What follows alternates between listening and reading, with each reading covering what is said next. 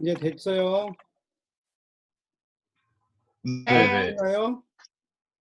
네. 네. 자, 강의 시작하겠습니다. 네.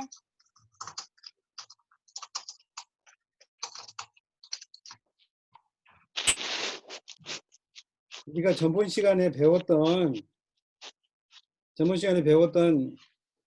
아편 전쟁 전후의 사상과 중요한 사건들, 이제 이거를 배웠던 것을 연이어서 공부를 하게 되는데, 특히 여기서 아편 전쟁 그러면 좀 까마득한 옛날 같죠? 근데 이때부터 우리나라 사람들이 중국에 대한 이야기를 좀 오해하고 잘 모르는 그런 부분들이 있었어요. 그래서 그거를 극복하고 어떻게 하면 잘 발전하는 나라로 될 수 있을까 하는 그 고민들을 많이들 했어요. 그래서 오늘은 아편 전쟁 당시 중국인들이 사상적으로 논쟁한 이야기를 해보고, 그다음에 서양 사람들한테 너무 총하고 대포하고 군함이 와서 이 동방 우리나라를 비롯한 중국, 일본, 한국이 서양 대포 앞에, 서양 군함 앞에 무너졌어요.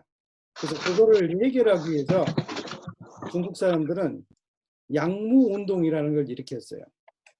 그걸 또 실패하다 보니까 아, 이거는 좀 안 되는구나. 다른 방법을 해보자. 그래가지고 무술년에 뭐 경자년 이러듯이 무술년에 법을 바꾸는 것이 있었어요. 그래서 이 세 가지를 중심으로 오늘은 강의를 하겠습니다. 아편 당시, 전쟁 당시 중국 사람들의 사상 논쟁을 했는데, 아편 전쟁의 당사자, 중국 청나라라고 그러는데, 이 청나라 사람들이 어느 민족인가 그러면 만주족이에요. 근데 이 만주족이 누구냐? 좀 우리가 그 핸드폰을 조금 놓고 고정해 놓고 너무 가까이에서 볼펜이나 종이를 만지지 마세요. 고마워요. 근데 여기서 뭐가 있냐면 만주족이 누구냐? 그리고 그 조상들이 누구냐? 이걸 한번 좀 따져보고, 그 다음에 서양의 신대륙을 발견하는 거라고 우리 동양 사람들이 서양 사람들한테 식민지를 당했는데 그거하고 무슨 연관이 있는가?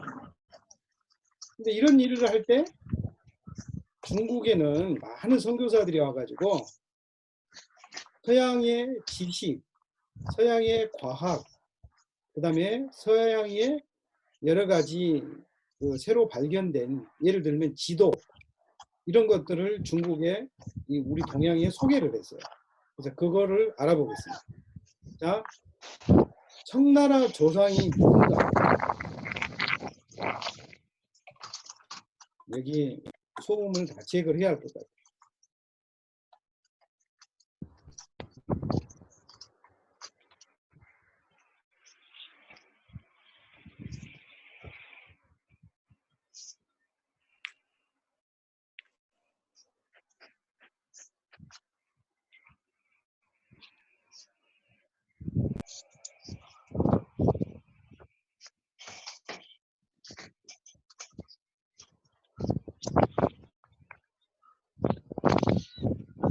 빨리 가.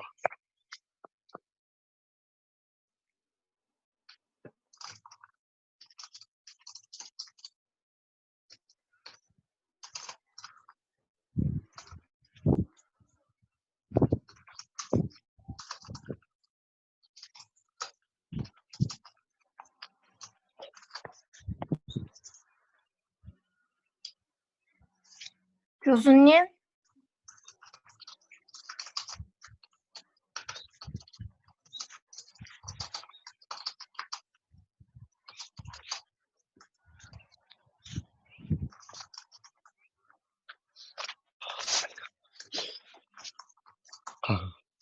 이게 사람이 많다 보니까 집중이 잘 안 되는구만. 자, 그대로 할게요. 청나라 조상이 누구냐? 한국적인 입장에서는 중국의 금나라라는 그 나라에 금사라고 있어요. 조선사, 한국사 그러듯이 금사가 있는데 이 금사에 뭐가 나와 있냐면 금나라의 시조는 함보라는 사람이고 그는 처음 고려에서 왔다. 그가 고려에서 왔을 때 나이가 60세다. 进士始祖为汉部初中高丽来年以60余一 이렇게 나와요. 이 말이에요. 그 다음에 흠정 만주 원류고 그래서 만주의 원류는 뭔가 이것을 고찰하는 책이 뭐가 있냐면 이 책이 있는데 거기에 대금국지라는 그 내용에는 뭐가 나와 있냐면 이 함보라는 사람이 신라로부터 왔고 성은 완안씨다. 완안이란 말이에요. 두 자에서. 그 다음에 여기서 우리가 볼 때 앞에는 고려 또 밑에는 신라 이렇게 되어 있는데 이 당시 고려나 신라가 큰 차이가 없어요. 왜냐하면 신라가 고려에게 망했기 때문에 외부에서 이 책을 쓴 사람들은 그 소식을 고려인지 신라인지 구분을 잘 안 되는 거예요. 내가 중국을 93년도에 갔는데 93년도에 가서 2018년에 나왔는데 중국 처음 우리가 93년도 갔을 때 중국 분들이 우리한테 뭐라고 물어봤냐면 너는 어디서 왔느냐 그래서 한국에서 왔다 그러면 한국이라 그러지 않고 남조선에서 왔구나 조선에서 왔구나 그랬어요. 조선이 망한 지가 언젠데 북조선이 있긴 해도 한국 그러면 한국으로 알아먹는 게 아니라 중국의 일반 백성들은 남조선으로 아는 사람이 대다수예요. 그러니까 조선의 일부로 보고 있는 거예요. 그와 마찬가지로 신라나 고려가 큰 의미가 없다는 거예요. 그 다음에 여러분 영화를 언제 기회가 되면 마지막 황제의 영화를 한번 봐보면 좋겠어요. 이 마지막 황제의 영화에 무슨 장면이 나오냐면 마오쩌둥이 마지막 황제의 이름이 후이인데 그 양반한테 물어봐요. 너의 이름이 무엇이냐? 그러니까 그 젊은 사람이 아이신별로 후이 그래요.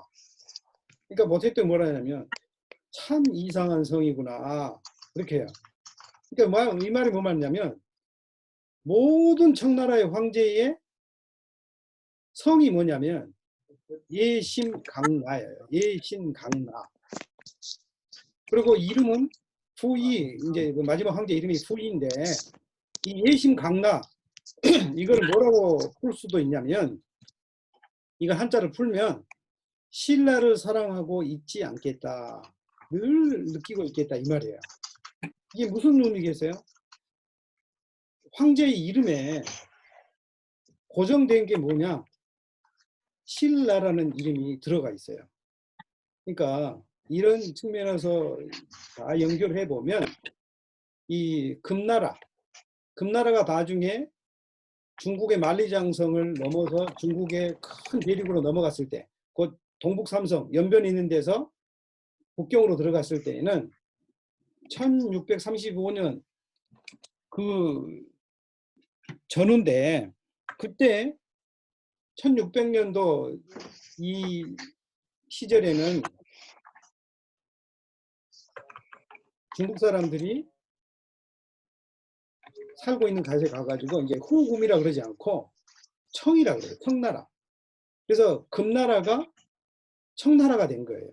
그래서 청나라의 조상은 누구냐 그러면 정확하게 딱 찍어서 이렇게 말하기는 힘들지만 중국 역사하고 중국에 되어진 일 그리고 한국의 고려사 이런 것들을 참고해 보면 이 한보라는 사람은 신라의 후손이다. 그때는 신라가 조선반도, 우리 한반도를 통일하는 나라였으니까. 그리고 나서 고려한테 망하니까 고려가 됐고, 이런 고려가 다음에 망해서 조선이 되고 이런 과정을 거치면서, 다른 말로 딱 이야기하면 청나라의 조상은 한국 사람이다. 왕의 선조는 그렇게 이야기할 수 있는 거예요.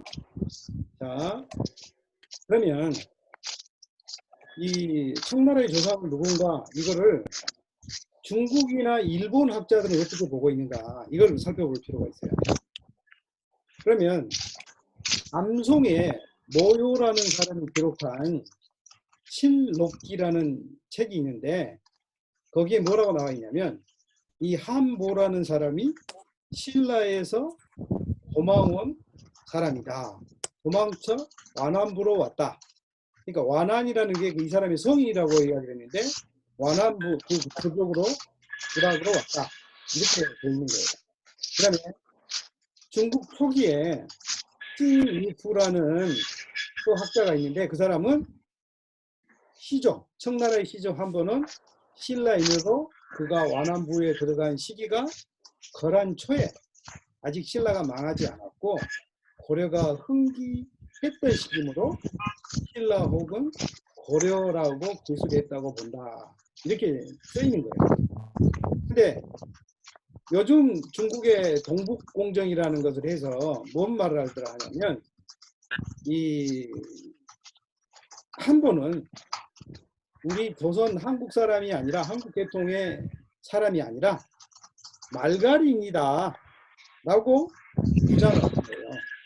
왜냐하면 이 청나라의 조상, 특히 황족이 한국 사람이라는 것을 받아들이고 싶지 않는 거예요.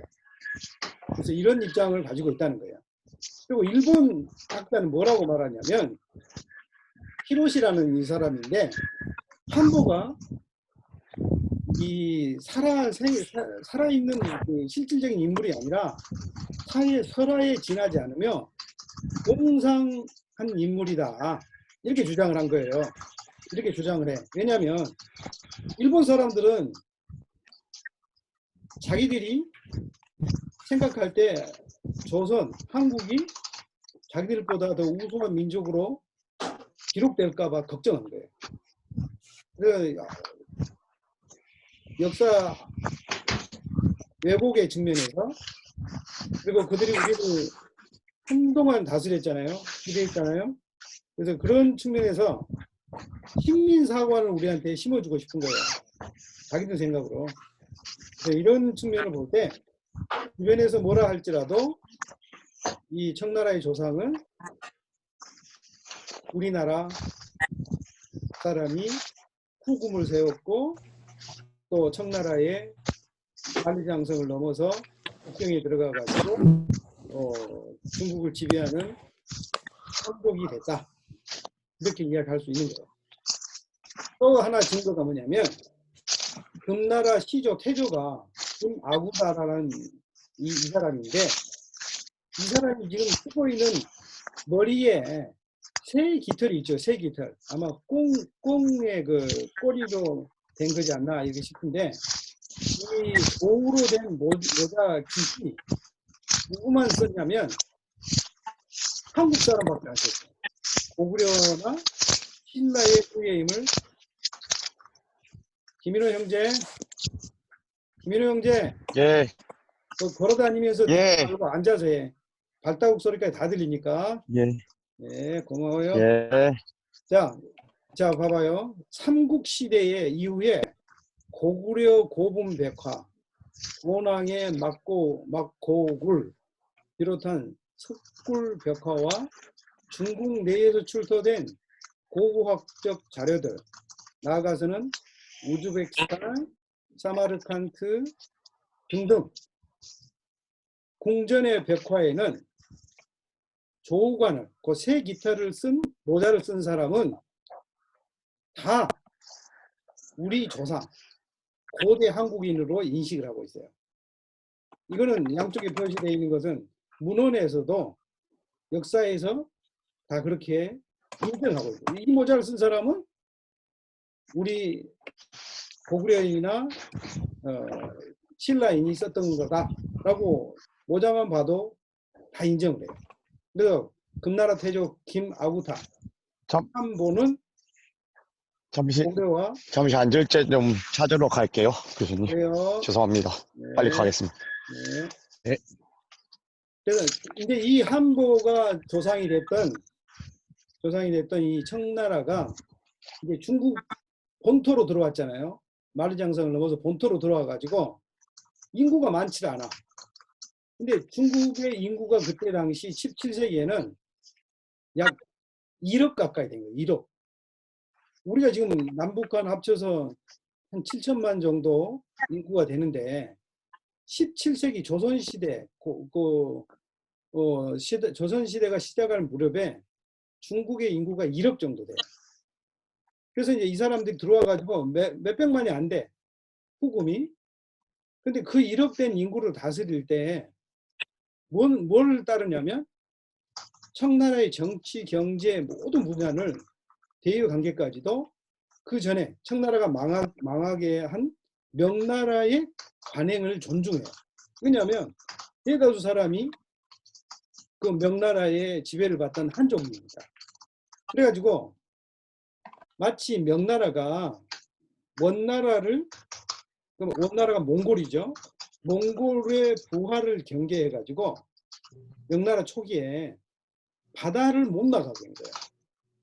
위에 이 임금님이 백성들에게 너희들은 바다로 나가지 마라. 그래가지고 청 역시 명나라가 그때는 명나라 남쪽에가 있었는데 남쪽에 있는 이제 그 몇 사람 되지 않는 이제 그 독립군 같은 그 임시정부 같이 있는 그 명나라가 정권을 부활하려는 세력이 있다 보니까 청나라도 해금, 금지, 바다로 나가지 말라. 해금 정책을 쓰고 또 더 나아가서 뭐냐면 바닷가에 있는 주민들을 다 내지로 들어오라 그래. 바다로 너무 가까이 가지 말라.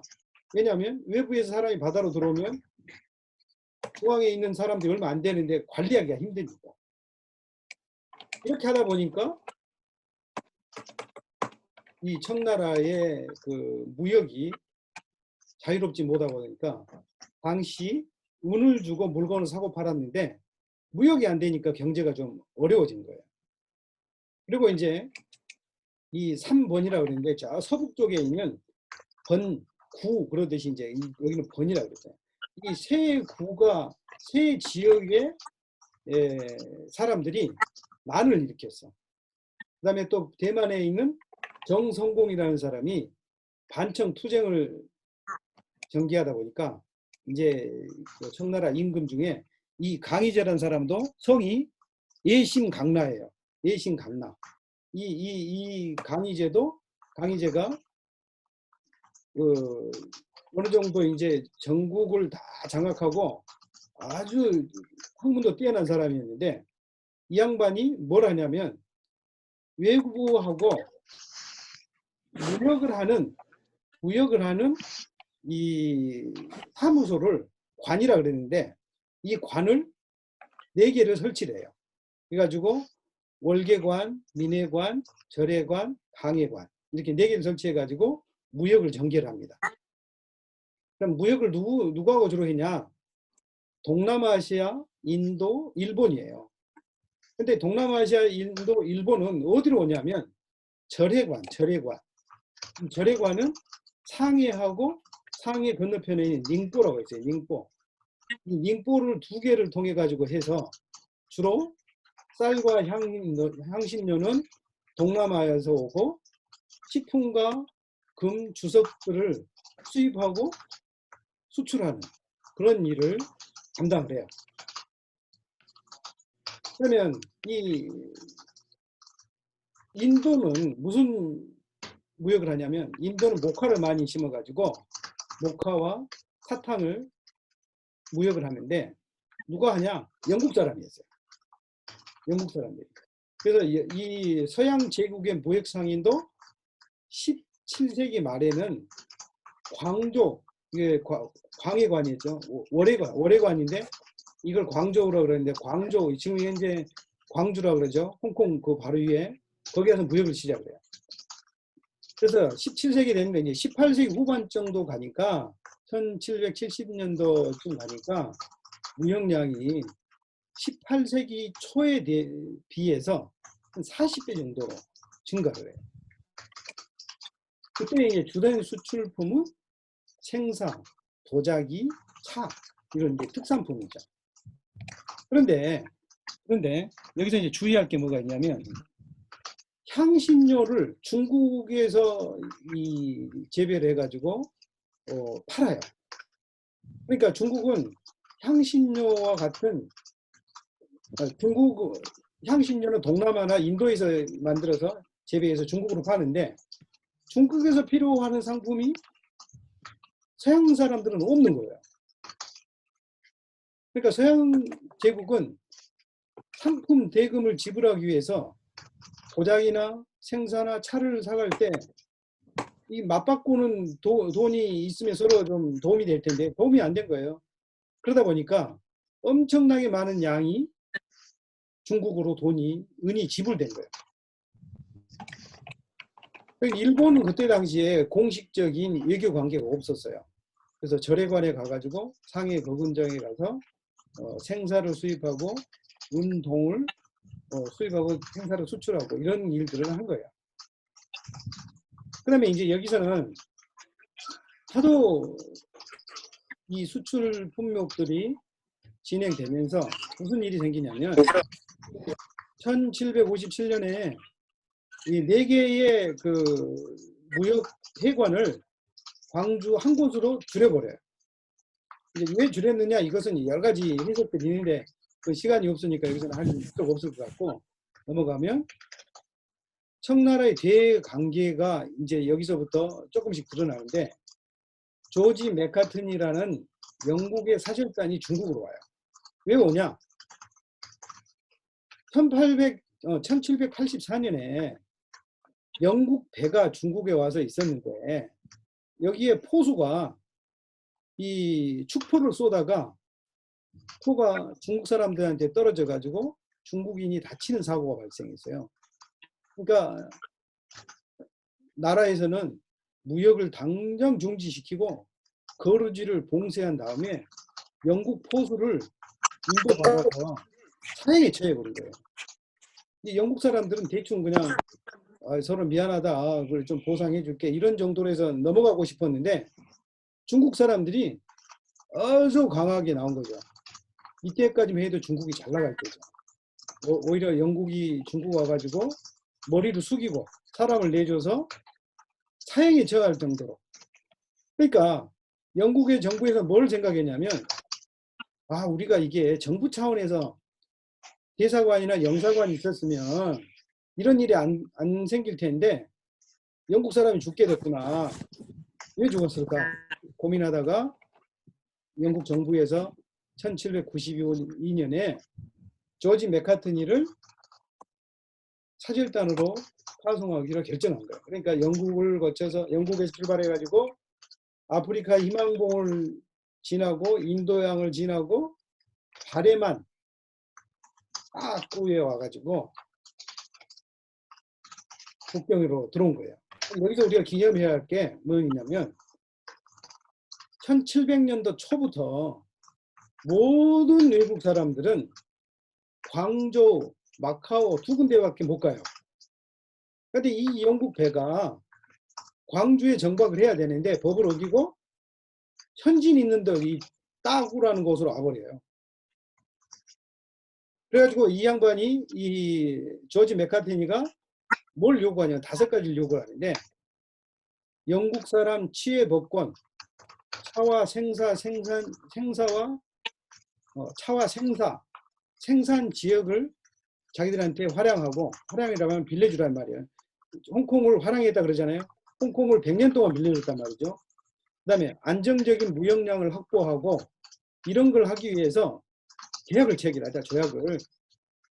그리고 광저우의 이런 폐단을 근절하기 위해서는 우리가 조약을 체결하자. 그때가 뭐냐면 1793년 8월인데 건융제가 나이가 80세였어. 건융제가 이 소리를 듣더니 하는 말이, 이 건융제가 방금 앞에 있던 광서제, 강희제의 아들이에요. 넷째 아들인데 딱 말하냐면, 요즘 말로 하면 영국 니들 말한 거 됐고 우리 필요 없거든 이 말이야. 중국, 너희가 원하는 것은 중국 제도에 맞지 않는 상황이고, 많은 나라에서 중국에 조공을 해. 우리나라에 조공을 했죠.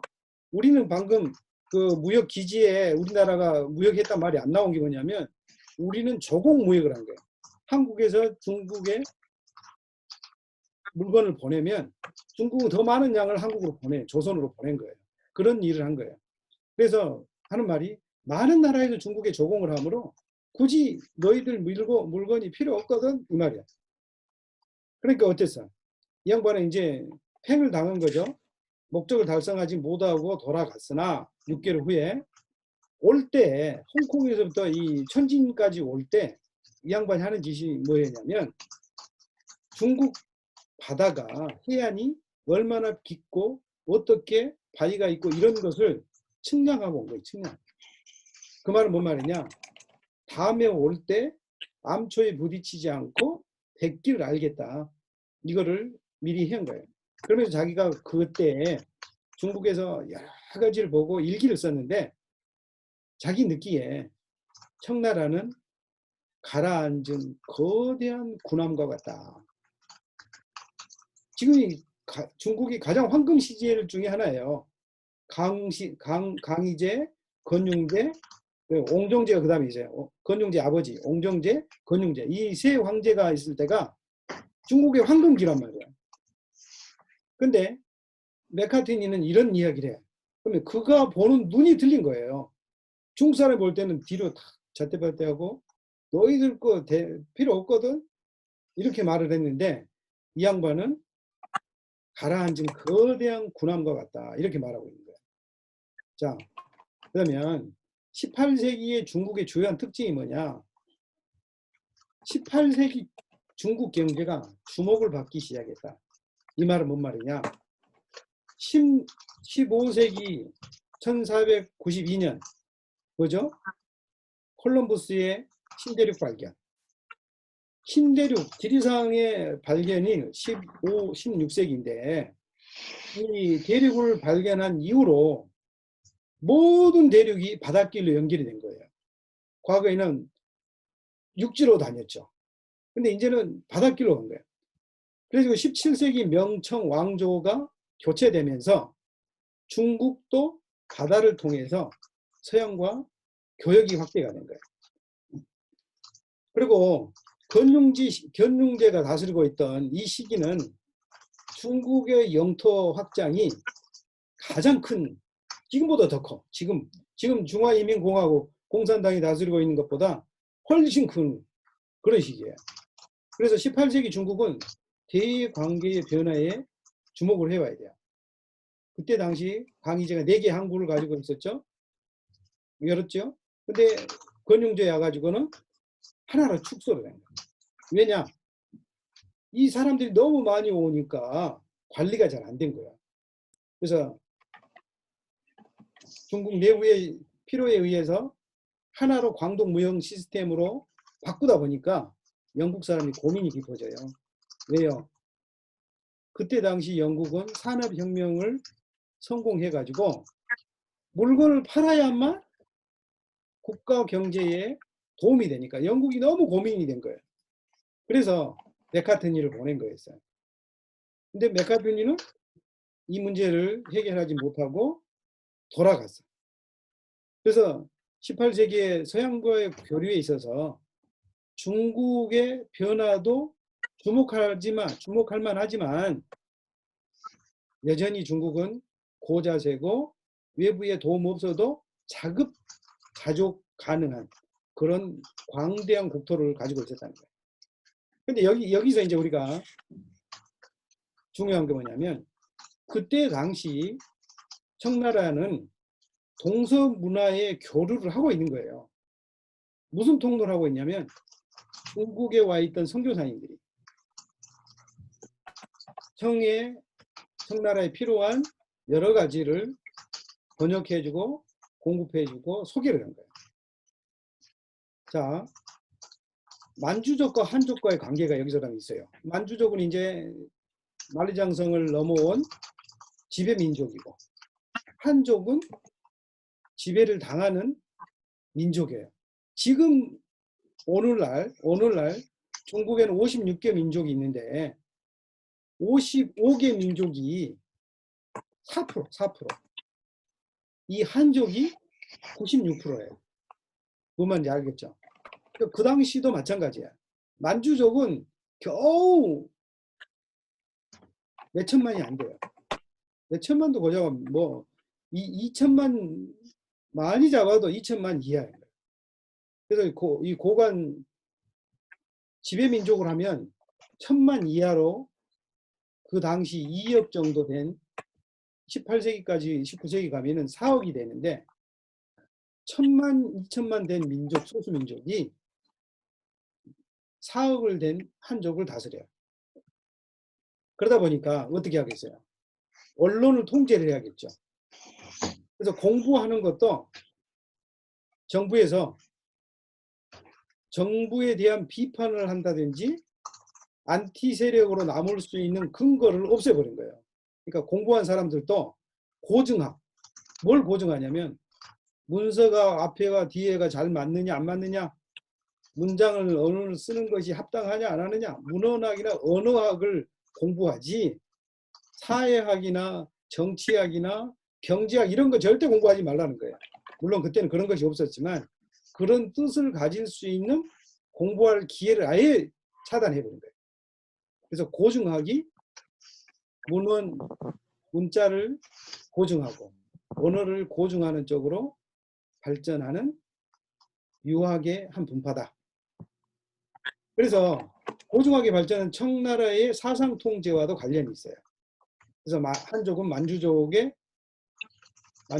한족을 만주족에 봉사하게 하도록 열심히 노력을 했는데 거기에 반대한 사람들은 집안에 가만히 앉아 공부하라든지 혈전 따지 무슨 장문한다 이런 게 아니라 은둔하고 김사관 방랑기 하듯이 유랑하는 인물이 많이 생긴 거예요. 그런데 이제 그런 사람이 많지 않고 먹고 살아야 되니까 그래서 이제 청나라는 투항한 협조한 한족 관료들을 통해 가지고 명나라의 제도를 잘 모방하고 중국 대다수인 한족을 통치해 나갈 수 있는 것을 유지했어요. 그리고 만주족은 한족을 우리 한국 한인이 아니라 한나라 한인을 회유하기 위해서 과거제를 지었어요. 그리고 하늘의 제사 지내는 것도 하고 백성을 위해서 명나라와 크게 다르지 않는 제도와 정책을 펴요. 그래서 이제 경서에 대해서 이런 부분들을 고증하게 연구하고 있었다. 그다음에 그러면 이제 이 사람들 그것만 연구하고 있으라고 하면 안 되잖아요. 그래서 문화 사업을 벌여요. 무슨 문화 사업이냐? 여러 가지를 이제 연구해 놨으니까 그것을 자기들이 망하게 했던 명나라의 역사를 쓰게 한 거예요. 명나라의 역사를 쓰고 그걸 명사라고 그래요. 명사를 편찬하고 두 번째로는 그 당시 유행하고 있던 모든 책을 모아가지고 사고 전서, 뭐냐면 경사자집, 이것을 황실의 도서관인 집현서원이 분류를 해가지고 이 분류를 해서 정리를 하는 것을 사고 전서라고 그래요. 색깔마다 다 달라, 책이. 그래가지고 여기까지만 하면 이제 좋은 일이잖아요. 근데 이 사고 전서에 못 들어간 책이 엄청 많은 거예요.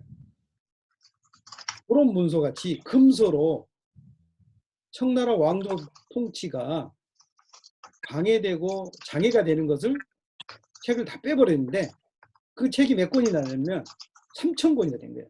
그 당시는 붓으로 이렇게 쓰고 그 목판으로 해가지고 만든 책이기 때문에 많은 책이 나오기가 힘들거든. 이 3,000권이나 금서로 지정해버린 거야.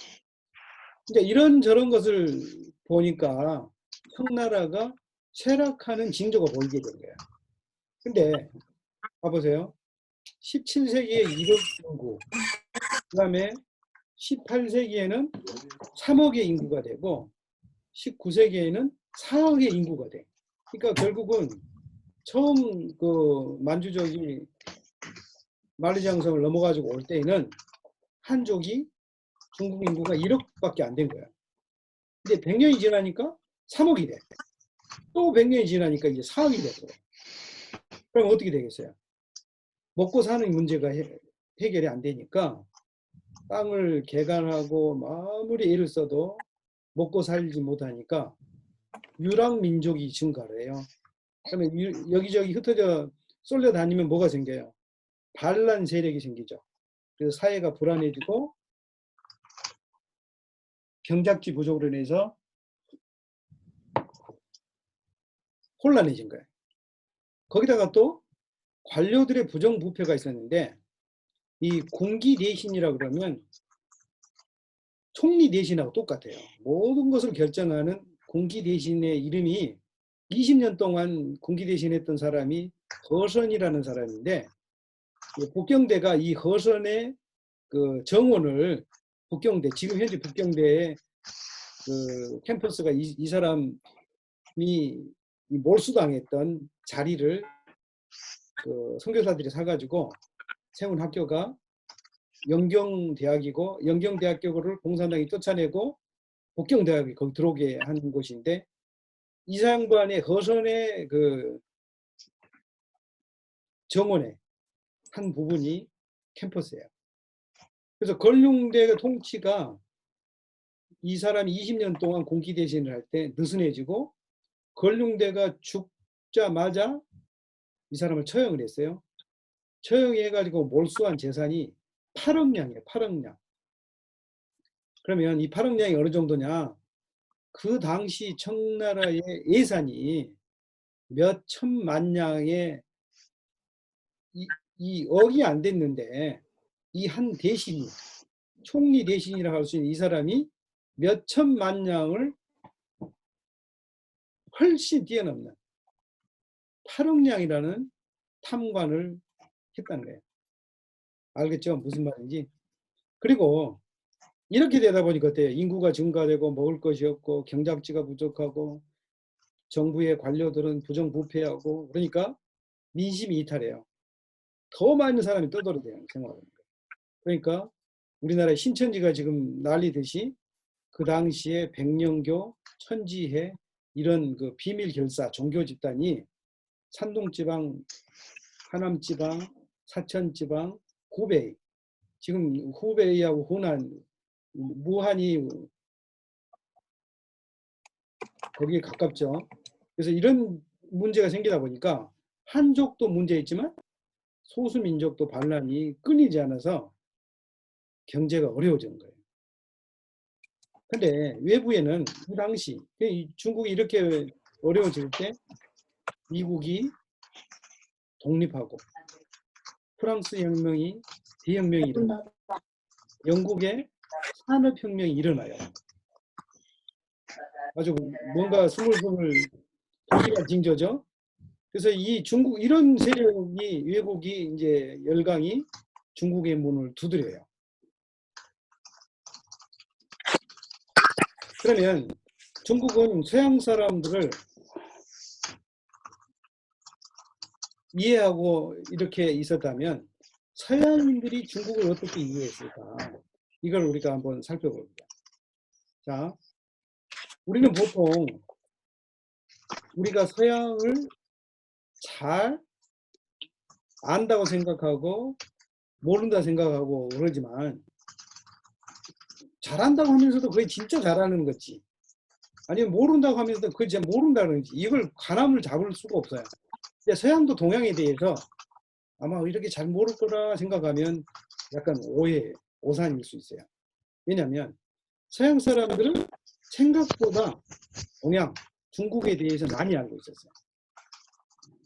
왜 그런지를 이제 살펴볼 거예요. 17세기 유럽에는 이미 중국에 대해서 많은 책이 발간이 됐어요. 이런 저서들은 프랑스, 네덜란드, 독일 그리고 영국 등지에서 읽혀지고 있었어요. 그러면 왜 반대로 그러지?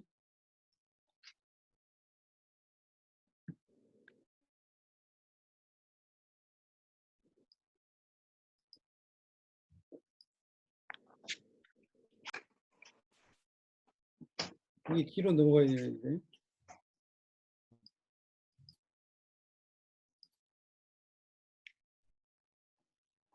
마우스가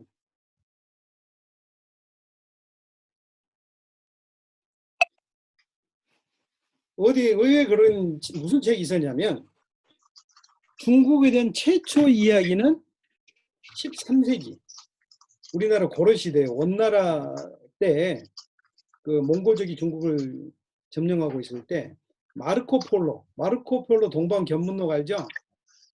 그 마르코 폴로가 중국에 와가지고 오랫동안 살았어요.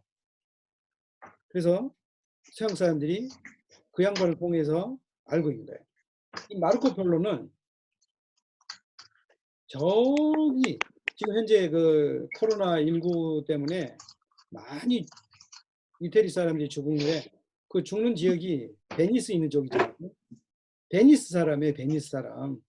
그래가지고 이 양반이 이 베니스에서 그 다음에 예루살렘 근처로 왔다가 아프간을 거쳐서 실크로드를 타고 감축성으로 해서 시조로 거쳐서 당시 몽골리아 샹두라는 곳이에요. 거기에다가 지금은 따두라고 되어 있는 것이 베이징 국경까지 와요. 근데 여기서 보면 마르코 폴로는 베니스 출신으로 상인의 가정에 태어났어요.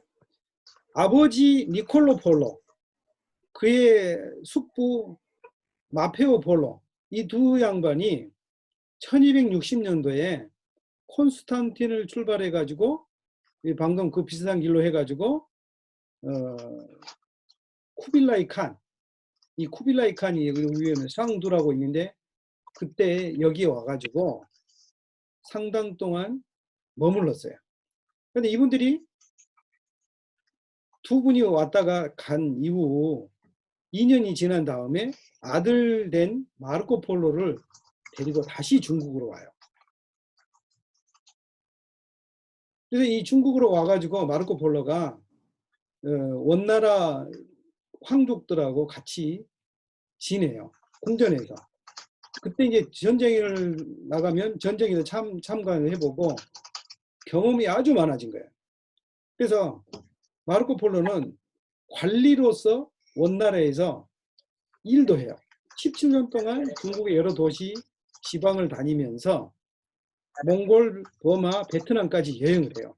그래서 중국에 뭐 내륙 지방도 엄청 많이 다닌 거예요. 그러고 나서 이제 1292년에 고향으로 돌아왔는데 고향에 전쟁이 난 거예요. 전쟁이 나가지고 이제 참전을 했는데 출전이라고 하면 좀 오해를 하겠네. 참전을 했는데 참전해가지고 전쟁에서 포로로 잡혀요. 이제 포로로 잡혀가지고 1년 동안 감옥살이를 했는데 감옥살이 하면서 이제 중국에 돌아간 지 얼마 안 되니까 이야기하는 것마다 감옥의 동료들이 오, 이런 재밌는 이야기가 있느냐 라고 듣다가 누스티 켈로라는 사람이 마르코 폴로가 이야기한 것을 열심히 여행담을 기록해 주는 것이 동방견문록이에요. 그래서 이 동방견문록의 내용 가운데 여러 가지가 나와요. 지금 마르코 폴로가 이제 고민하는 모습으로 이제 깜빵에 앉아 있는 것을 이제 대충 비슷하지 않겠냐 이렇게 넣어놨는데 마르코 폴로는 감방 밀집 위에 앉아가지고 딱 보면 쥐가 돌아다니기도 하고 또 바닥에 뛰어다니기도 했는데 24년 동안 중국에서 살면서 여행했던 일, 그 중에서도 17년간은 쿠빌라이 칸, 그 쿠빌라이가 누구냐면 원세죠.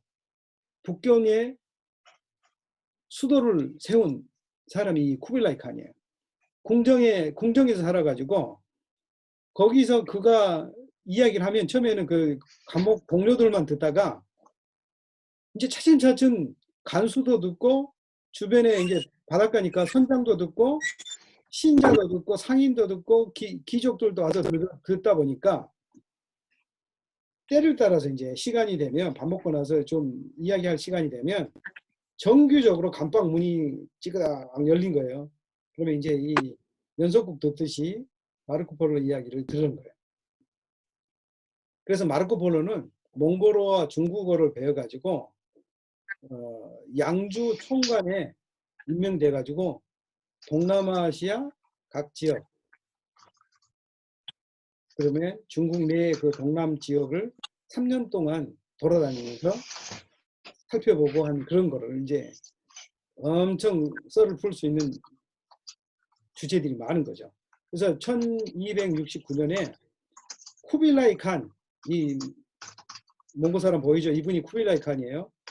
이분이 2명의 이탈리아 상인에게 위탁을 할 때 뭐라고 말하냐면 너희들이 공국으로 귀국할 때 로마에 가가지고 문법, 논리학, 수리학, 산학, 기하학, 음악, 천문학 그리고 100명의 선교사를 보내달라.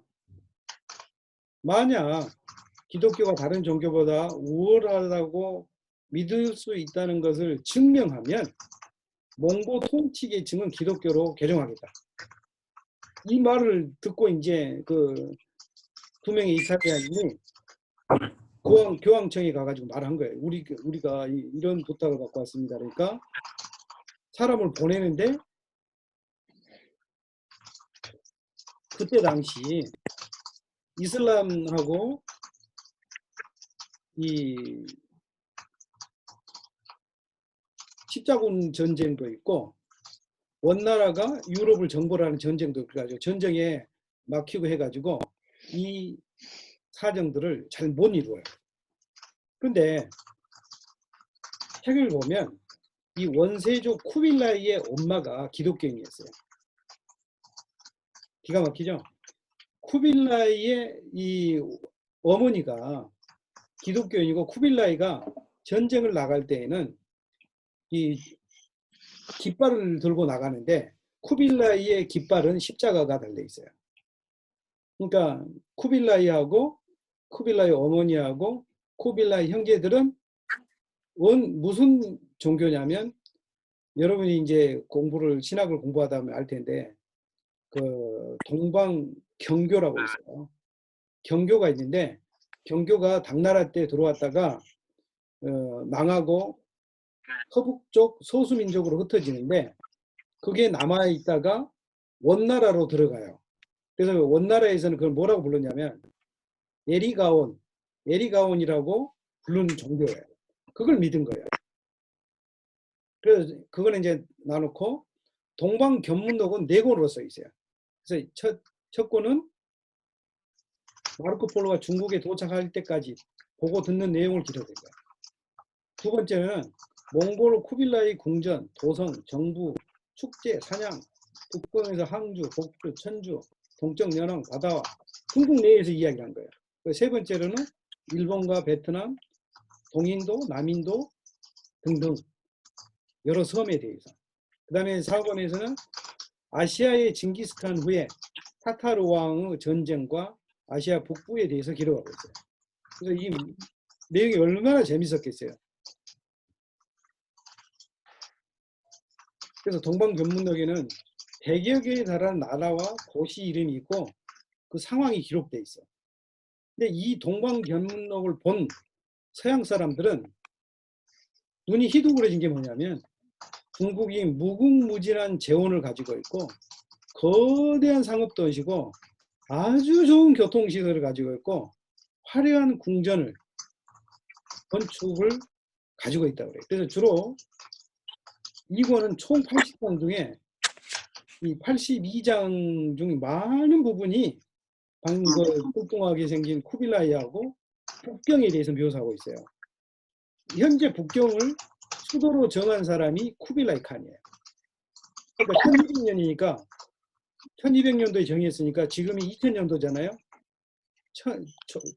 수도로 정해진 게 800년, 1000년 가까이 됐죠.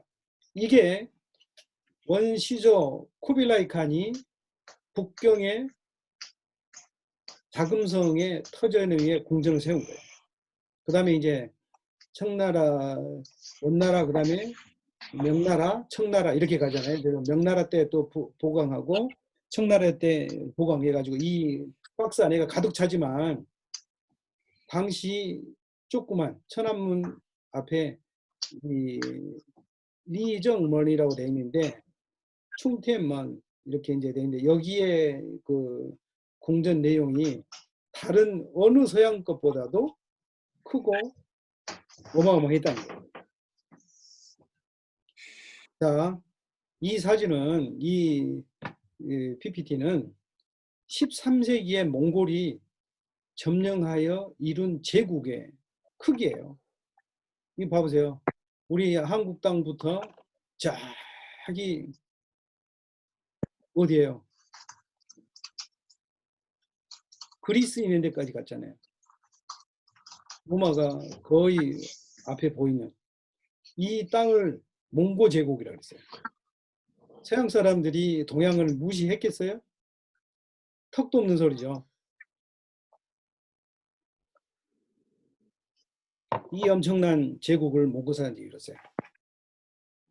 그래서 그 다음에 이게 원나라였다면 12, 13세기고 그 다음에 명나라가 나오는데 14, 15세기예요. 명나라가.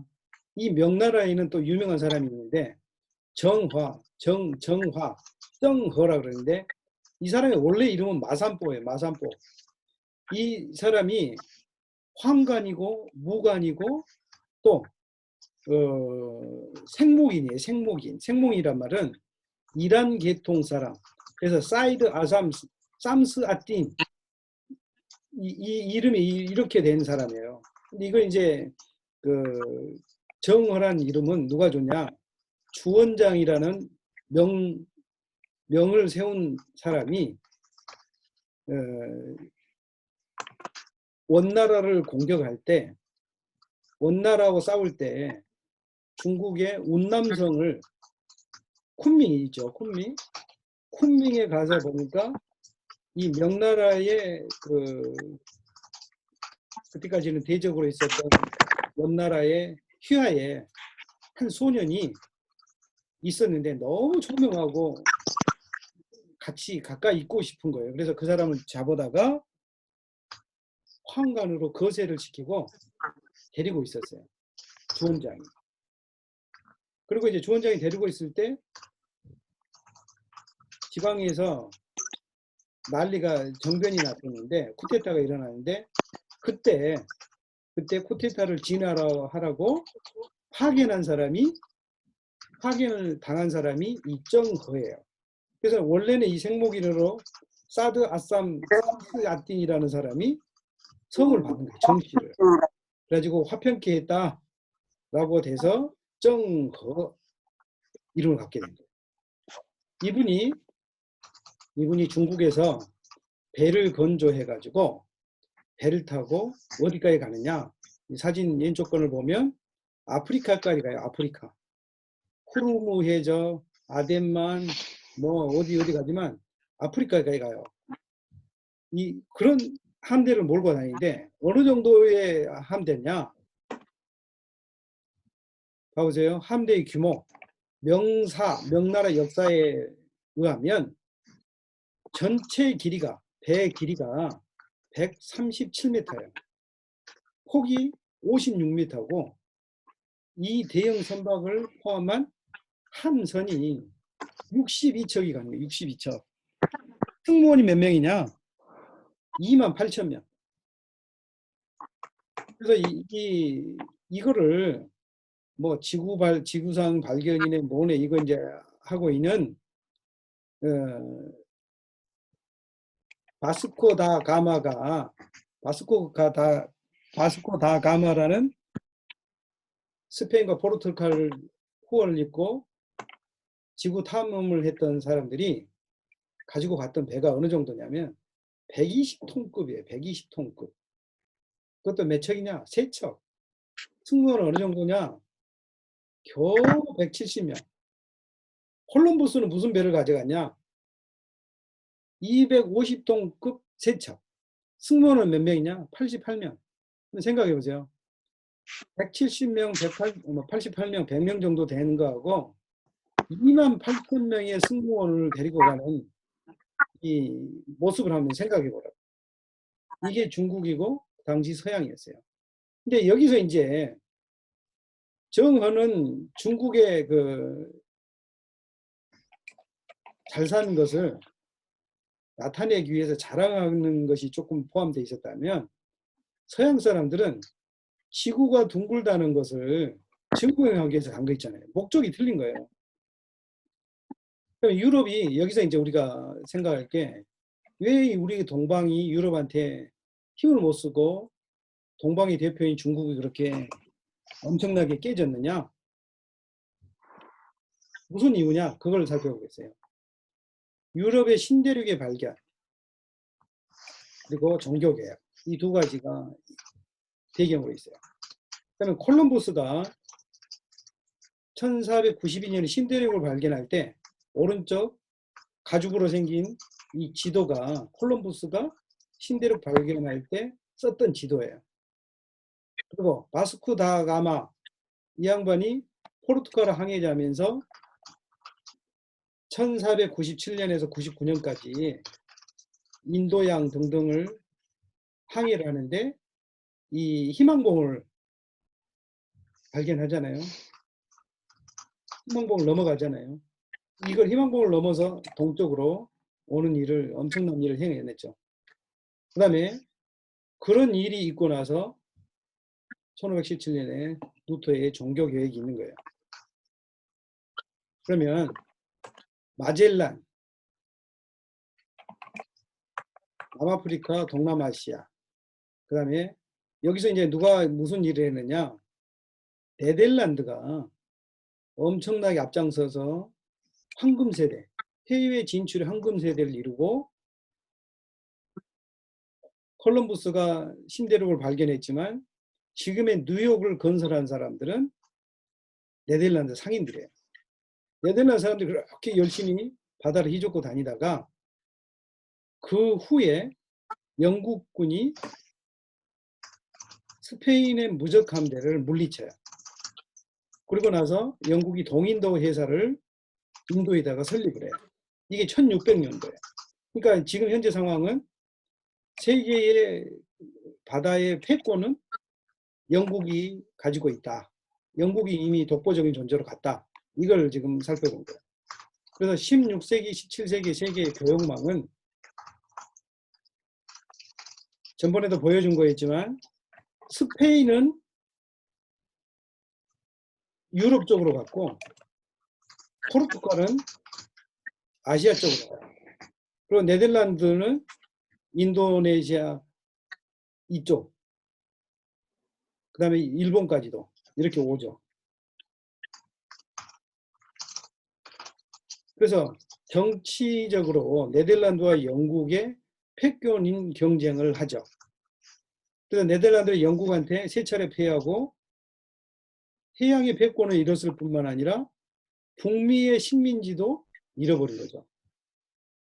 그 다음에 영국은 뉴턴의 자연 철학의 수학 원리가 발견이 되고 명예혁명을 성공한 다음에 명예혁명이란 말은 혁명이라는 게 피를 흘리잖아요.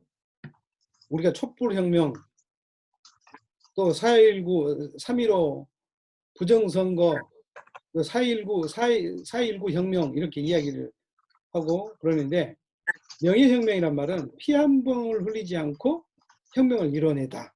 이 영국이 돈을 안 들이고 혁명을 이뤄낸 경제적인 소득이 있었다 이거예요. 그다음에 사상적으로는 계몽운동가들이 활발하게 움직였고 이런 배경 가운데 산업혁명이 일어나요. 산업혁명이 왜 일어나느냐? 면화를 모집 재직을 옷을 만들려면 천을 만들어야 되는데 뭘로 하느냐? 과거에 손으로 했죠. 근데 이걸 방적기를 만들어서 방적기를 돌리다 보니까 빨라진 거예요. 그 다음에 계량 증기기관이 나오니까 방적기를 손으로 돌리다가 이제는 기계로 돌린 거예요. 근데 그걸 개인 가정에서 하다가 이제는 공장제 형태로 돌아가는 것이 산업혁명이라고 그래요. 그래서 구조가 바뀌어요. 구조가 엄청 바뀌어지죠. 사람에서 손에서 기계, 사람에서 발전기. 그래서 일반적으로 이 동력 기계가 돌아가다 보니까 이제는 뭐가 나와야 돼요? 석탄이나 철강이 필요하죠. 그래서 산업 구조가 바뀌어져요. 그러고 있는데 이걸 만들어 놓으면 팔 공구가 없으면 운반할 것이 없으면 힘든데 1807년에 미국인 풀턴이 배를 그때는 돛담배만 썼었는데 증기선을 발명해. 증기선. 그러니까 이 말은 바람이 안 불어도 물건을 싣고 오고 갈 수가 있다는 거예요. 이게 이제 바다의 일이라면 그럼 육지에서는 어떻게 됐냐? 7년 후에 동력을 기관차, 스티븐슨이 최초의 기관차를 만들어낸 거예요. 그러다 보니까 육지에서나 바다에서 많은 물건을 생산해도 옮겨갈 수 있다는 거죠. 그래서 이걸 이제 정리하면 방적기, 그다음에 수력 방적기, 계량 증기기관, 노쇠로 돌리는 방적기, 그다음에 그걸로 통해 만들어 놓은 물건들을 증기선과 증기기관차로 움직여서 팔 수 있다는 거죠. 그럼 어디다 팔았느냐? 시장이 있어야지, 시장. 그럼 시장은 어디에서 형성이 돼요? 사람이 많은 곳에 형성이 되죠. 사람이 많아야 되죠. 그래서 네덜란드와 영국이 이제 이렇게 이제 또 하나 간다, 또 하나 나갔네. 근데 이제 이렇게 되어지는 내용들이 많은 내용이 이제 쌓였잖아요.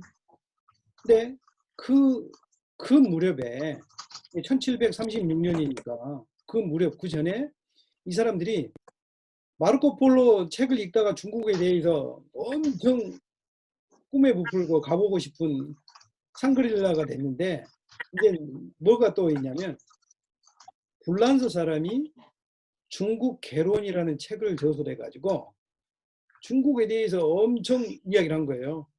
그럼 무엇부터 했냐? 그냥 듣는 이야기만 한 게 아니라 옛날 고대 중국 하은주 그다음에 당나라 등등 해가지고 청나라까지 역사를 쓴 거예요. 역사를. 중국의 18개 성, 지금 23개 성 도시 그런데 18개 성에 대해서 자세히 묘사하고 만리장성에 대해서도 묘사를 하는 거예요. 만리장성이 신리가 4km죠? 그럼 만리면 4,000km예요. 근데 이게 4,000km보다 더 길어. 7,000km 정도 돼요. 만리장성이 아니라 25,000이 장성이라 해야 돼요. 그리고 중국의 시, 종교, 법률 등등 이 내용을 두께가 4권인 책을 이미 영어, 독일어, 네덜란드어로 번역이 돼서 읽혀지고 있었다는 거예요. 그게 책으로 통한 이야기라면 이제는 선교사들을 통해서 중국을 이해하는 생생한 현지 정보를 들어봅시다. 그러면 그 선교사들을 통해서 그 중국의 상황들을 오늘날 같이 메신저가 발전하고 또는 편지가 즉각적으로 간 게 아니라 이 사람들은 편지를 쓰면 1년이나 몇 개월을 지난 다음에 받을 수 있지만 최신 소식이죠. 예수회. 종교개혁이 일어나니까 예수회가 노열라가 예수회를 만들어서 유럽에서 잃었던 교회의 수를 아프리카나 아시아에서 찾겠다 해가지고 예수회를 조직하고 선교사를 파송한 거예요. 그래서 이 사람들은 꽤 일찍 중국에 와서 선교를 했어요. 그 중에 대표적인 사람이 천주의 시리를 쓴 마테오 리치. 그 다음에 이 마테오 리치가 중국의 고관들을 만나보니까 자기가 감당할 수 없는 것이 이 역법이었어요. 역법. 우주, 천문에 대한 천문과 그걸 그 별자리를 보고 또 날일과 시가 바뀌는 것을 아는 걸 자기가 감당하지 못하니까 거기 잘한 사람을 보내달라 해가지고 온 사람이 아담 시아르예요. 그래서 이분들이 겪었던 것들을 보고 연구한 것을 서양에 보고한 거예요. 그래서 그 당시 중국 가서 명나라 때인데 이 프랑스 한 신부는 뭐라고까지 편지를 썼냐면 루이 14세에게 보낸 편지에서 중국 황제들은 루이 14세만큼이나 현명하고 자유롭고 능력이 있고 제국은 매우 잘 통치되고 있다고 전해요. 그리고 그 신부는 중국의 황제가 루이 14세보다 더 위대하다고 감히 말할 수는 없었다. 이 말은 뭔 말이냐면 그 양반이 쓴 편지니까 이거 칭찬한 것은 실은 더 뛰어나다는 말이죠.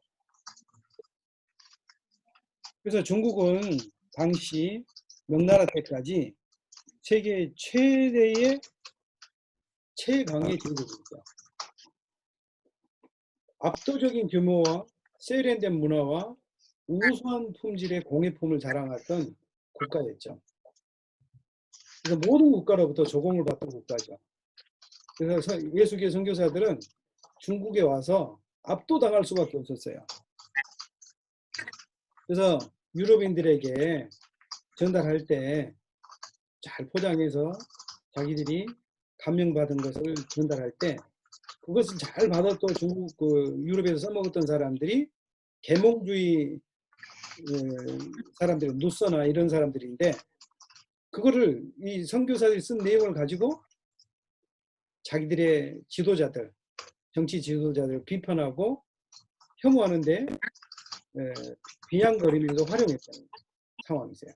그래서 이제 이게 재밌는 상황이 나오는데 마테오 리치가 중국에 와가지고 이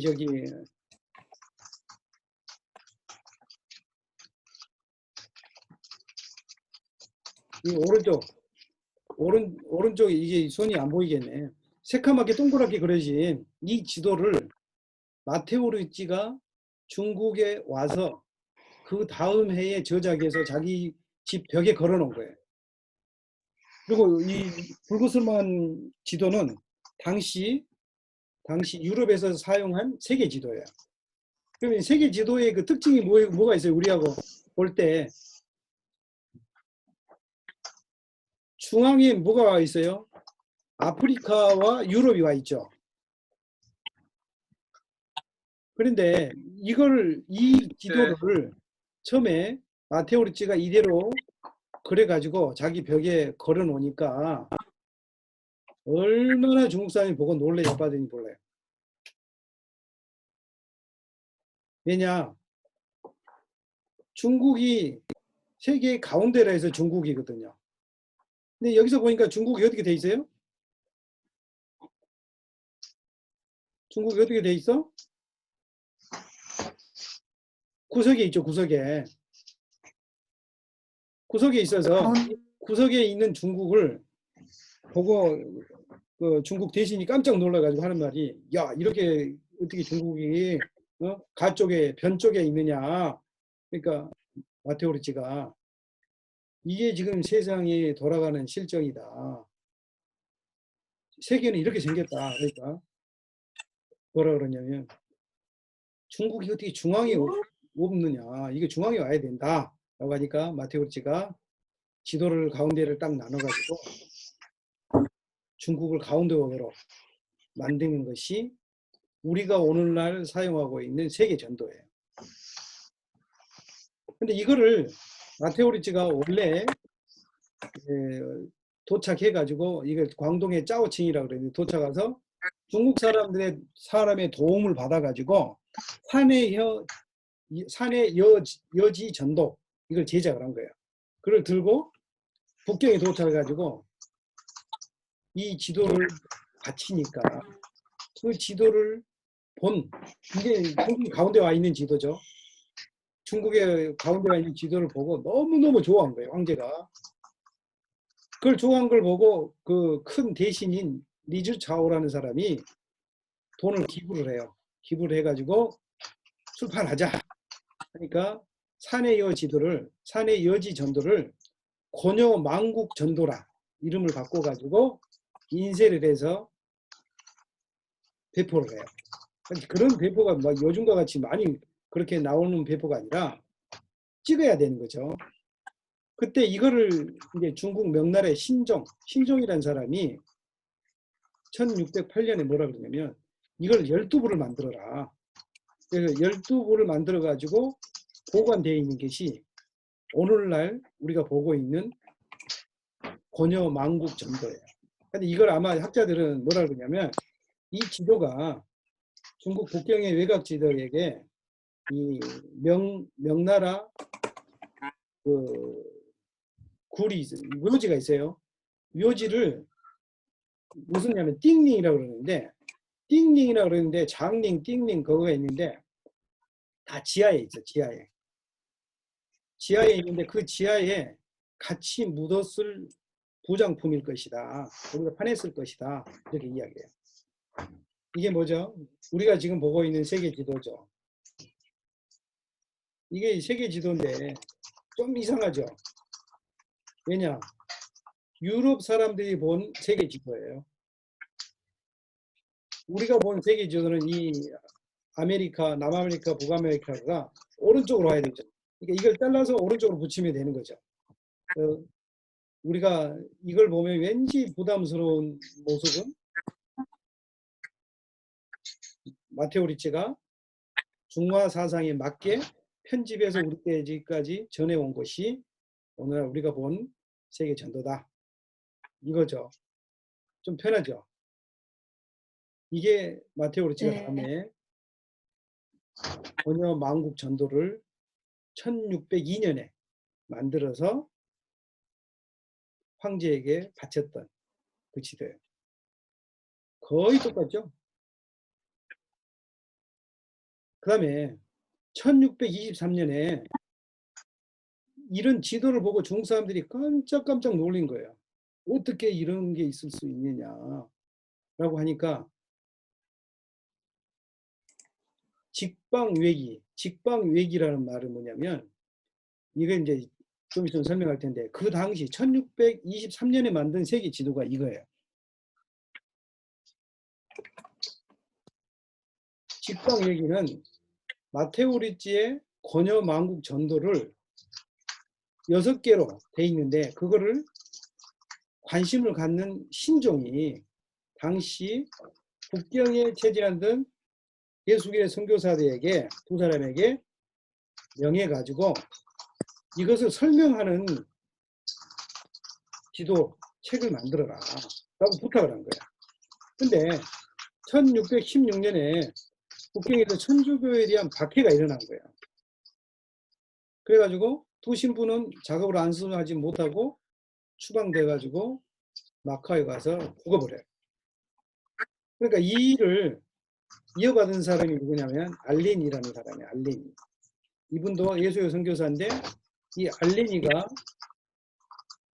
교황청으로부터 하사받아 가지고 온 물건을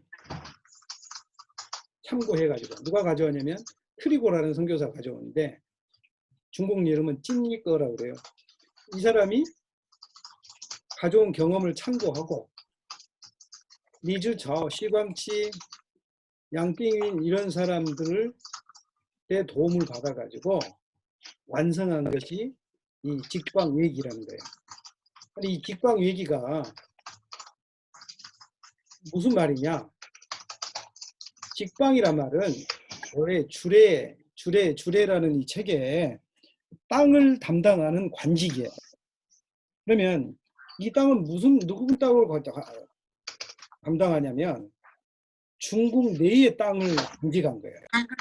그러니까 직방외기란 말은 중국 땅 외에 나머지 세계에 대한 각종 정보를 모은 책이 직방외기예요. 직방은 중국 지역, 중국 땅을 관할한 관리의 직책. 이걸 이제 주례에서 나왔는데 그 외에 외기라는 거니까 그 바깥에 있는 기록을 써놓은 거예요. 이걸 중국 사람들한테 황제가 만들어 그래가지고 보급한 거예요. 그러면 내용이 뭐냐? 정치, 문화, 종교, 풍속, 교육 이걸 많이 담고 있어서 중국 학자뿐만 아니라 우리나라 사람들도 조선 학자들도 많은 관심을 가졌어요. 그 다음에 16세기 말에 콜럼버스가 대서양을 횡단하고 아메리카 대륙을 발견한 뒤고 마젤란이 탐험한 내용 이런 것이 다 통용되어 있기 때문에 그 내용을 담고 있는 거예요. 그러니까 최신 정보, 최신 백화전서가 그것도 중국을 관할하지 않고 외부를 그러니까 엄청나게 중요한 정보가 들어있는 거죠. 그래서 기독교 교리와 세계관에 대한 전파를 예수교 선교사들이 한 거예요. 마테오 리치가 천주 시리를 가지고 기독교 교리를 적극적으로 소개한 내용이었다면 이 직방 얘기는 기독교적 세계관을 중국 사대부들에게 소개하는 내용이죠. 그래서 기독교 교리와 기독교 세계관을 소개하고 있는 게 선교사들이, 천주교 선교사들이. 그래서 여기 내용 가운데에서는 이미 지구가 둥글다라는 내용도 포함되어 있어요. 그리고 이런 내용이 중국에 왔으니까 어디까지 왔느냐? 우리 조선과 일본까지도 가가지고 중국 중심의 세계관에서 벗어나겠구나. 왜냐하면 지도가 원래 중국이 중심이 아니고 가쪽, 변 쪽에 있었다는 것. 그다음에 중국이 서양 사람들에게 배우고 있다는 것. 이런 것들로 볼 때 고민스러운 거죠. 그래서 이런 상태에 있을 때 이제 개신교가 들어오는데 개신교는 중국에 들어올 때 강희제가 제사 문제 때문에 금교 정책을 시행했어요. 이 금교란 말은 아까는 해금이라고 할 때 바다에 나가지 못한 거 있다면 여기서는 금교는 기독교를 중국에서 전하지 못하도록 정책으로 하는 것이 금교예요. 그래서 서양 선교사는 중국에 체류할 수 없으며 중국인은 예수를 믿으면 사형에 처해지고 중국인과 외국인이 왕래가 있으면 그것도 여전히 죽은 거예요. 자, 조금만 더 하면 돼요. 그래서 이런 가운데 있을 때 최초의 기독교 개신교 선교사 로버트 모르슨이 1807년에 중국에 들어와요.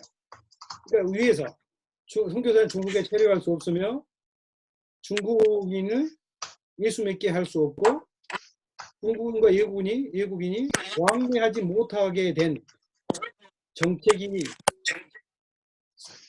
시행될 때 로버트 모리슨이 중국으로 온 거예요. 열심히 중국어 배우고 전도했는데 첫 신자를 얻는 것이 7년 걸렸어요. 7년 전도에 한 사람 세례줬어요. 25년 동안 사역을 했는데 신도가 10명에 불과했어요. 그 다음에 1차 아편 전쟁, 2차 그리고 이제 남경 조약이 있고 2차 아편 전쟁이 4년 동안에 벌어지는데 이 전쟁의 결과 배상금을 지불하고 개항장을 확대하고 외교관이 베이징의 상주가 되고 기독교 선교가 공인이 되고 양자가응이 그리고 내지에 외국인이 여행할 수 있는 것이 허락이 돼요. 이거는 1720년부터 내려온 게 150년 만에 깨진 거예요. 그래서 이런 일들을 겪게 된 게 뭐냐? 아편 전쟁이에요. 그죠? 아편 전쟁인데 그 아편 전쟁을 본 한 사람이 있었는데 뜻 있는 사람인데 웨이유엔이라고 그러는데 이 웨이유엔은 호남성 사람 샤오양시엔인데 이 양반이 1822년에 거인이 되고 1844년에 진사가 돼요. 이제 과거에 동네 현에서 진에서 한 과거에 급제했다는 거예요. 근데 이 사람은 연납 그리고 매관 이 말이 있는데 연납이란 말은 뭐냐면 돈이나 곡식을 상납하고 벼슬을 얻었단 말이에요. 그다음에 돈으로 관직을 사다. 그래서 이 돈으로 벼슬을 사서 관직을 강소성에서 했던 사람이에요. 그러나 높은 벼슬이 아니라 그 주의 지사라 이 말이에요. 그래서 이분이 선교사들이 방금 직방 외교나 권여 망국지도 이런 것들을 보면서 서양의 그 내용들을 열심히 모아서 1443년 아편 전쟁의 남경 조약이 끝난 첫 아편 전쟁 그걸 끝날 때 50권을 만들어내요. 그다음에 또 5년이 지난 다음에는 60권까지 늘어나고 52년, 52년까지는 100권의 태국도지라는 이 책을 만들어요. 그래서 그는 서양의 역사와 지리를 중심적으로 소개하고 일종의 세계 지리서예요. 지리책인데 이게 한국과 일본과 중국에 아주 엄청난 영향을 끼쳐요. 무슨 영향을 끼치느냐? 서양 기술을 채용하자는 양모운동. 그다음에 일본은 미국의 페리 제독이 와가지고 53년에 왔는데 일본을 억압해가지고 이걸 개방할 건가 말 건가 고민할 때 이 책을 본 거예요. 보게 되고 우리는 열 수밖에 없겠구나. 서양하고 게임이 안 되는 걸 알게 된 거예요. 그리고 한국의 그 개화파, 김옥균이나 이런 개화파들이 나타나게 된 자극제가 된 거예요. 이 책이. 한문으로 된 거 우리가 조선시대는 한문을 썼으니까 다 알죠. 그래서 동아시아, 특히 한국, 중국, 일본의 지식인들에게 경서와 같은 경서를 대신하는 역할을 하는 게 해국도지예요. 그래서 한국 사회에도 여기에 영향을 받은 자강과 개화 이런 말이 여기서 나온 거예요. 이게 해국도지인데 이 내용은 100권이 이런 식으로 돼 있는 거예요. 그래서 그 서문에는 이 해국도지의 서문에 뭐가 나와 있냐면 서문에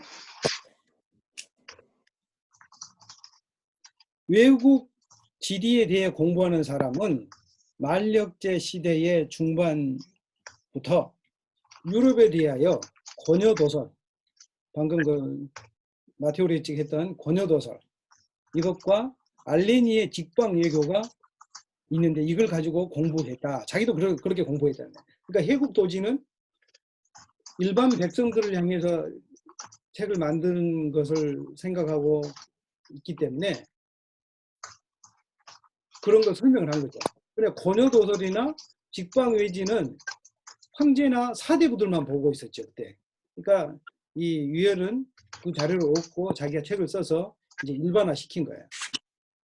그래서 이런 일들을 이 외유엔이라는 이 사람이 해요. 그래서 이런 바탕으로 서양 사람들, 서양의 물건을 다루는 법을 배우자. 그래서 양무 운동이라 그래요. 언제 시작했느냐? 1860년도. 곧 제2차 아편 전쟁이 북경에서 주로 일어났는데 4년 동안 일어났잖아요. 이때 북경의 여름별장이라고 하는 원명원을 영국과 불란서군이 태워버려요.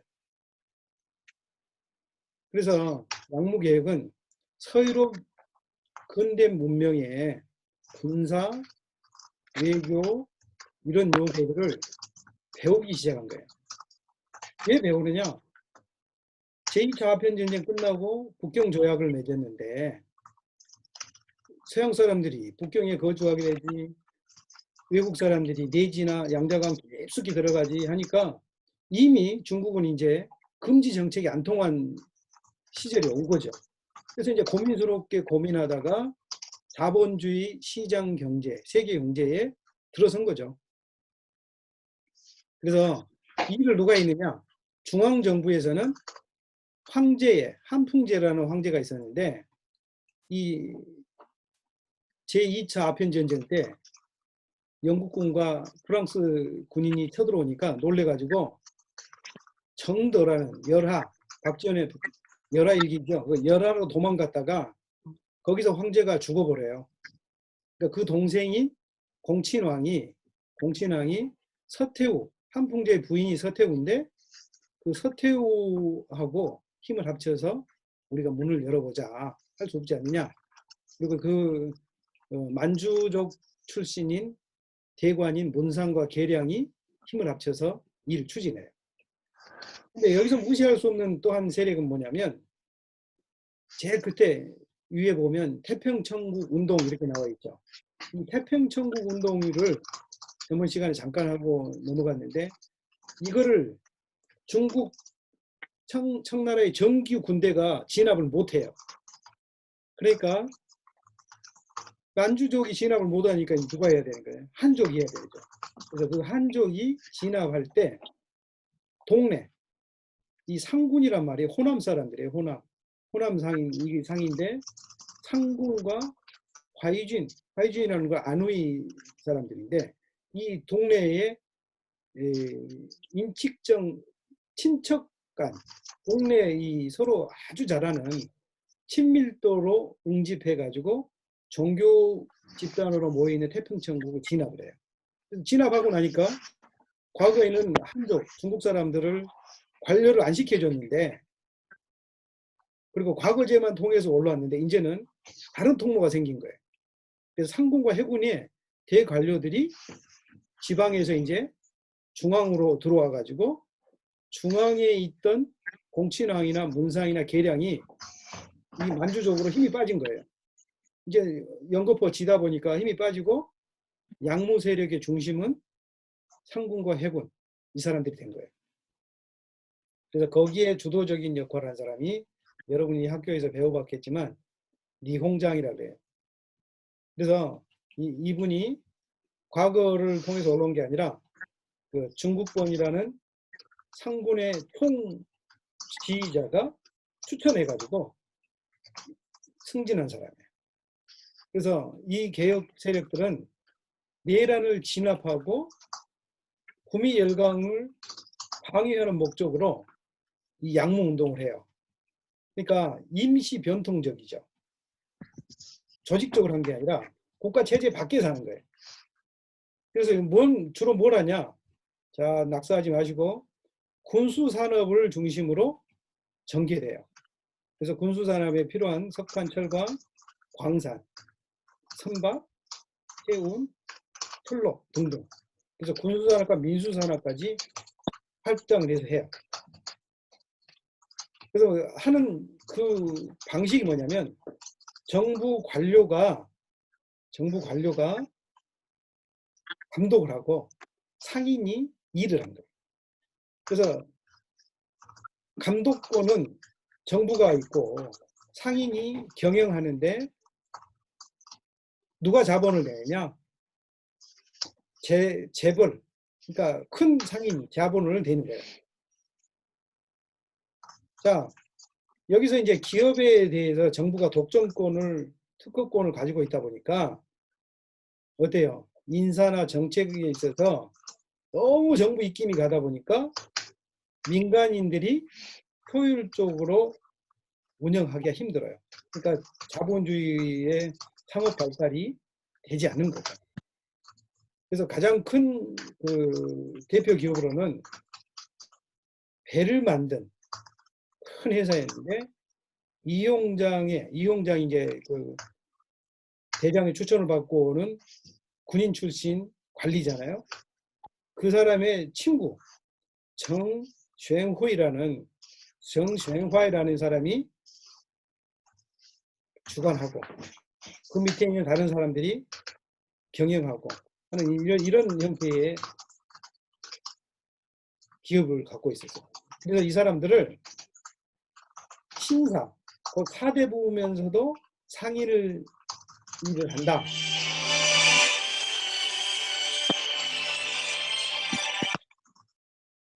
그래서 관료직함을 가진 상인 일을 했던 사람들. 그런데 누구를 주로 쓰냐면 자기 친구, 고향 친구, 또 과거제의 선후배. 이러다 보니까 인맥을 중시하고 부패하고 비효율적이었어요.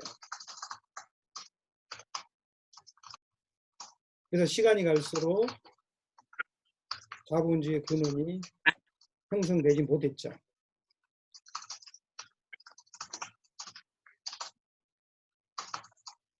그래서 이제는 과거 만주족에서 이제는 힘과 능력과 재산이 권력이 차츰차츰 한쪽으로 넘어오는 관료직을 가진 상인, 신상한테로 오는 거예요. 그래서 사회적 정치적 영향력을 형성해 가는 것이 되어졌다.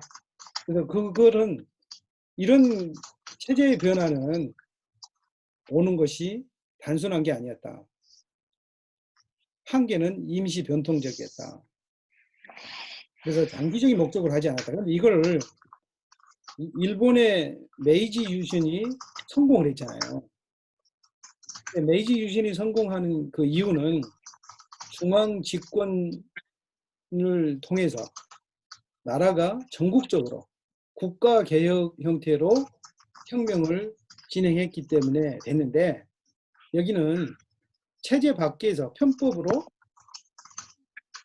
분산적이고 서양 방법을 베껴 쓰는 형태로 진행됐다는 거예요. 그래서 새로운 권력층이 형성이 되는데 이 새로운 권력층이 아편 전쟁, 외국에서 온 충격보다도 새로운 권력층이 형성되는 것은 태평천국을 진압한 한족들이 가져오는 체제 변화였다. 그래서 지방 신사층이 광범위한 정치적 세력으로 모여지게 됐다. 이 사람은 과거를 통하지 않고 전쟁 참여하고 청구를 받거나 추천을 받거나 돈을 내고 곧 정규 시험을 거치지 않고 전통적 관료제를 이제 초월하는 형태로 되어졌다. 이제 다 돼갑니다. 그래서 이분들이 엄청 권력이 강화돼요. 그런데 강화되는데 외부에서 이렇게 많이 얻어 터지고 힘이 없었지만 내부적으로는 태평천국을 진압하고 북쪽에 반란 세력을 평정하고 또 회족 서북쪽에 진압을 하고 바다 건너 타이완성도 설치하고 서쪽에 신장성도 설치하고 만주, 몽골, 티벳까지 일어나야 하는 첫걸음을 가고 있는 거예요. 힘이 없는 청조였지만, 그래서 파벌 논쟁, 양우파 내외에 또 파벌 논쟁이 있어요. 보수파가 있고 왕구파가 있고 강경파가 있는 건데, 이 일들을 서로 논쟁해 가면서 이게 이제 사성 논쟁 같이 보여지는데, 이용장 같은 진보파는 바다를 주로 지키자. 보수파는 그 양우파 내의 보수파예요. 저쪽 러시아하고 우르무치 지역을 지키자. 이제 이렇게. 그러나 이제 이 친이파는 왕구파인데 하는 일마다 이 사람들은 반대하는 사람들이에요. 근데 이미 한족이 어느 정도 전쟁 참전 지도부들은 중앙에 진출해 가지고 힘이 있다 보니까 니홍장을 밀어준 거예요. 그래서 이제 전국번이 거기에 핵심 이론가인데 총대장이고, 그래서 이제 이분이 여러 가지 일을 하는데, 여기서는 빨리 넘어가겠습니다. 그래서 양우파를 한마디로 종합하면 뭐냐면, 여러분이 학교에서도 많이 배웠겠지만 뭐냐면, 아직 안 뜨네. 중체서용. 몸은 중국 거고 물건을 사용하는 것은 서양 걸 쓰자. 이 내용이에요. 그래서 이 내용을 누가 이야기하냐면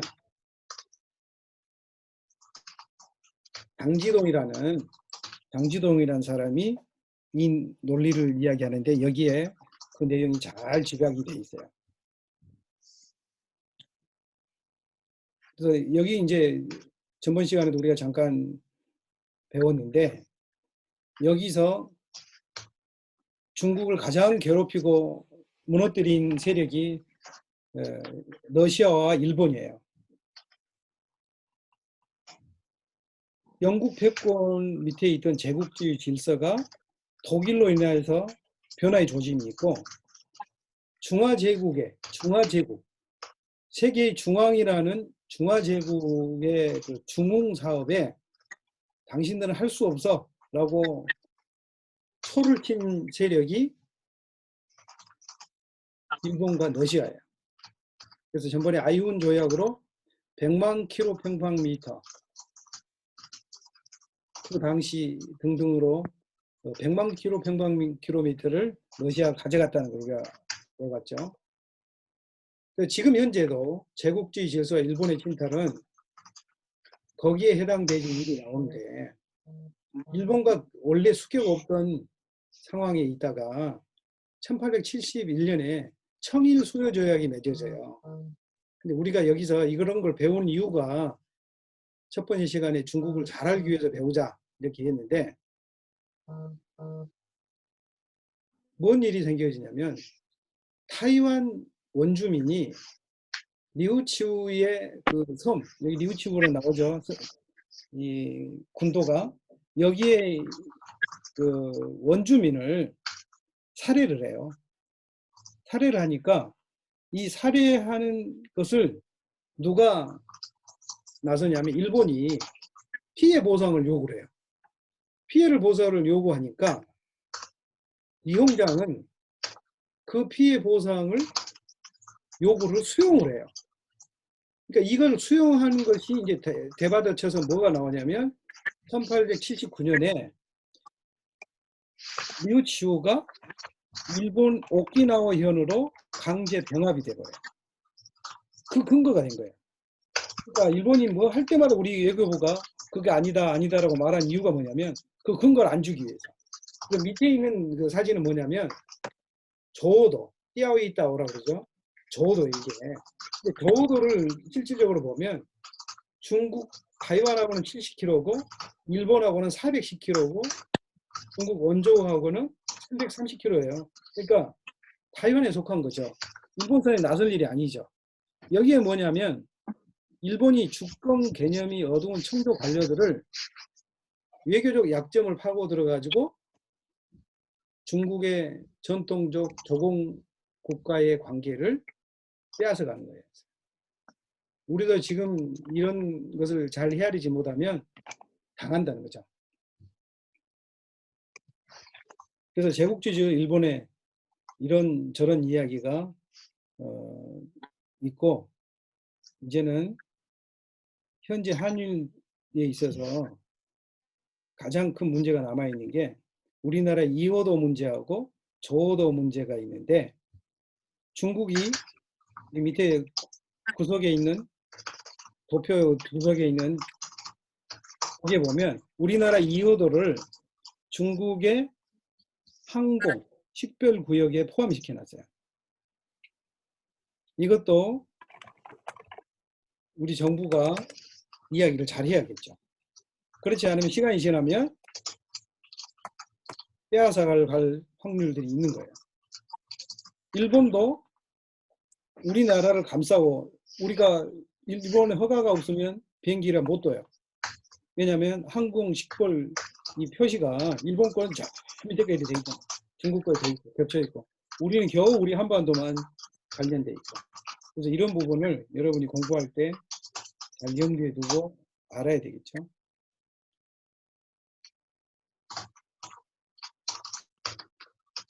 너무 시간이 가니까 마무리로 무술정변이 있는데, 여기까지가 우리가 범위죠. 무술정변도 정상적인 국가 통로를 통해서 정변을, 혁명을 일으키고자 한 게 아니라, 과거 시험 보러 오는 이 강여웨이라는 사람이 과거 시험장에 모인 1300명의 응시자를 모아가지고 황제에게 공거상서라는 상서를 올려요. 그래서 거기에 그걸 가지고 황제가 대답하면 나라를 바꿔보자, 그렇게 한 거예요. 근데 이게 바꿔보자는 내용이 뭐냐면, 이 양반이 광여웨이가 열심히 주장했지만 그가 주장하는 지식은 신문이나 잡지나 이 시사 문제 정도 일반적인 수준에 머물러 있어가지고 전통적인 중국 사람들이 받아들이기도 없고 이해를 잘 못한 거예요. 그리고 변혁의 이 이론으로 수준 함량 미달입니다. 그리고 국가를 법을 바꾸고 공교를 기독교와 같이 공자교로 수립해보자, 이런 주장을 했었는데, 그거는 황제 실권을 가지고 있던 황제의 주렴 청정을 했던 서태후나 이런 사람들이 봤을 때는 말도 안 되는 소리로, 그 당시 힘을 가지고 있던 원세기를 통해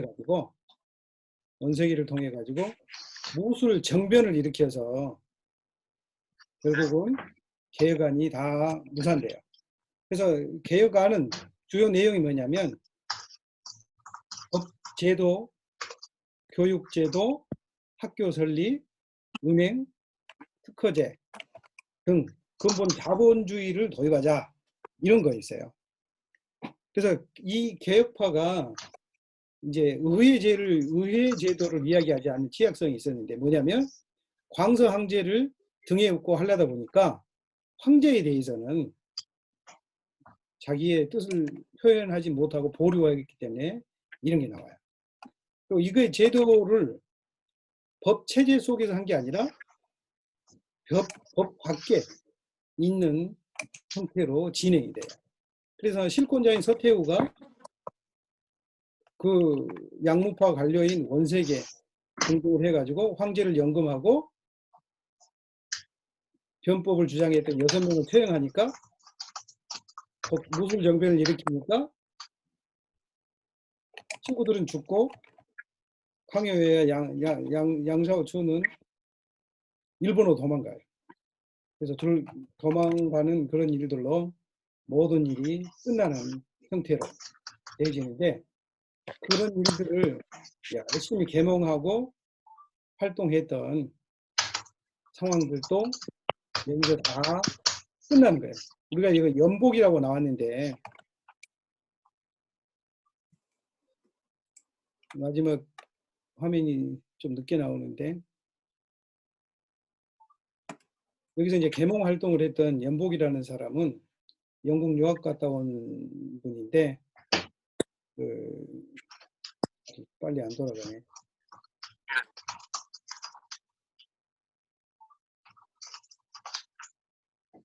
진화론을 중국에 번역해서 중국 지식인들에게 엄청 영향을 끼쳤던 20세기의 사람입니다. 자, 그리고 1898년에 일본으로 망명했던 양계초나 강요웨이는 황제를 다시 복권시키기 위한 열심히 노력하다가 결국은 모든 게 끝나는데 여기서 이제 주목할 것은 과거에는 이 사상 논쟁 이야기 가운데 과거에는 공부를 하고 뭔가를 배우려면 중국으로 갔었는데 중국에서 오히려 일본으로 유학 가는 현상이 빚어지고 있어요. 그래서 이제 그 부분을 우리가 언제 배우냐면 다음에 제4강의 갑오 전쟁의 원인, 과정, 결과에 대해서 배울 때 할 겁니다. 2시간 동안 수고했습니다. 이 엄청난 양을 했는데 잘 들어줘서 고맙고 질문 있는 사람? 질문이